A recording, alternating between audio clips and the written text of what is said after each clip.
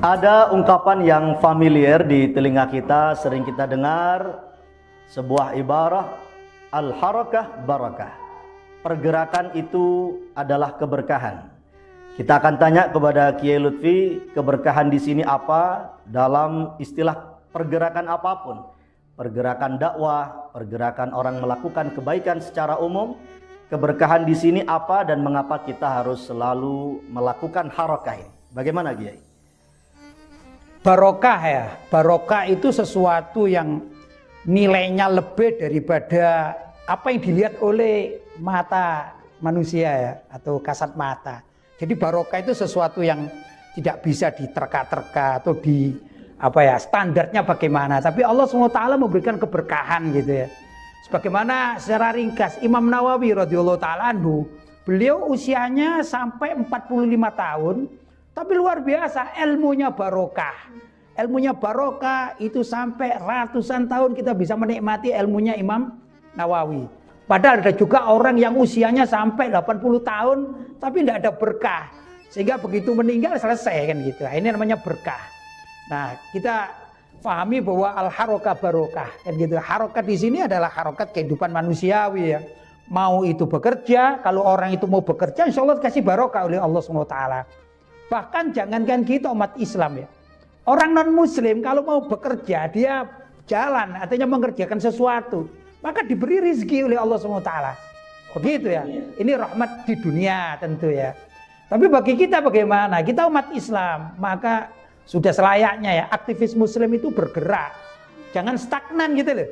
Nah, kalau punya ilmu ya ilmunya disampaikan. Apa saja yang dilihat dari kehidupan dunia ini, kalau perlu disikapi ya disikapi. Sesuatu yang baik perlu didukung, sesuatu yang mungkarat ya perlu diingkari atau dicegah begitu. Ini barokah. Kalau kita selagi sebagai seorang muslim mempunyai ilmu ya, dan kita ini aktif di dalam dunia pergerakan Islam, maka tidak ada lain kecuali kita harus rajin bergerak. Bergerak itu tidak harus dengan fisik, tapi bisa bergerak dengan pemikiran.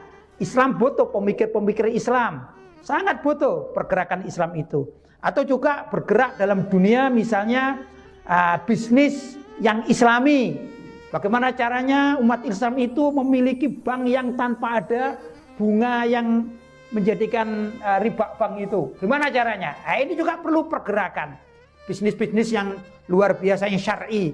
Segala macam kehidupan ini kalau dibentuk dengan koridor syariat, maka pergerakan dengan koridor syariat itu insya Allah akan mendapatkan berkah dari Allah Subhanahu wa ta'ala. Jadi intinya urip gak oleh jegideg gitu. Kita harus melakukan sesuatu yang punya ilmu, dengan ilmu sedekahkan ilmunya untuk pendidikan, untuk dakwah, perjuangan agama Islam. Yang punya harta, dengan hartanya apa yang bisa dia gunakan untuk kepentingan agama ini. Dengan kedudukan dan jabatan apa yang dia bisa berikan. Kata orang Jawa, urip itu kudu urup. Cuma Kiai kadang orang itu tidak mau.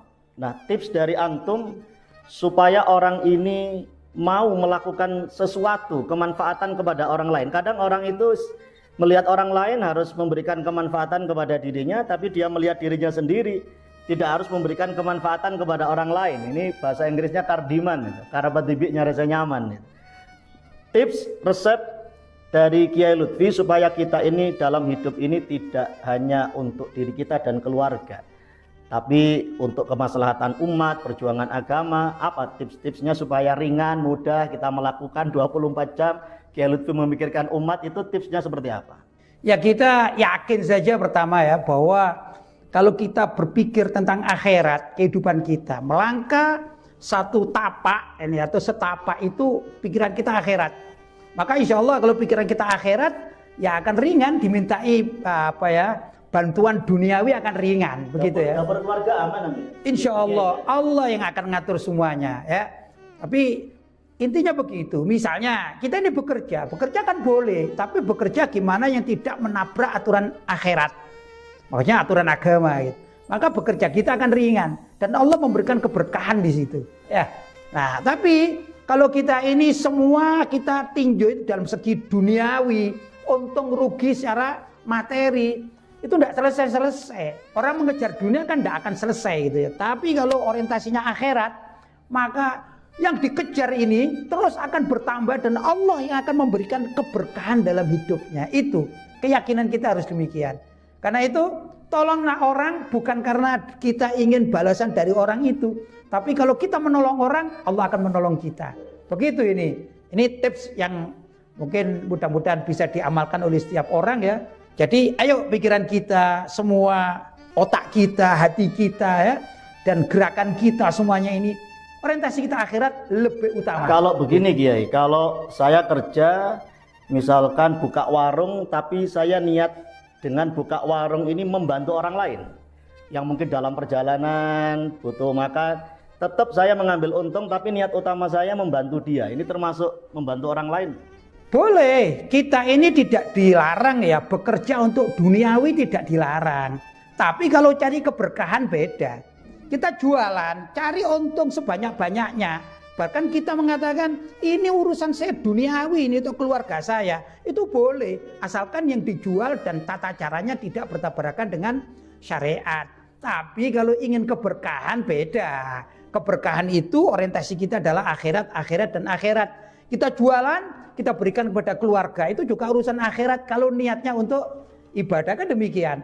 Dan segala macam yang kita jual, jangan ada jualan kita ini barang haram, berarti urusan kita akhirat.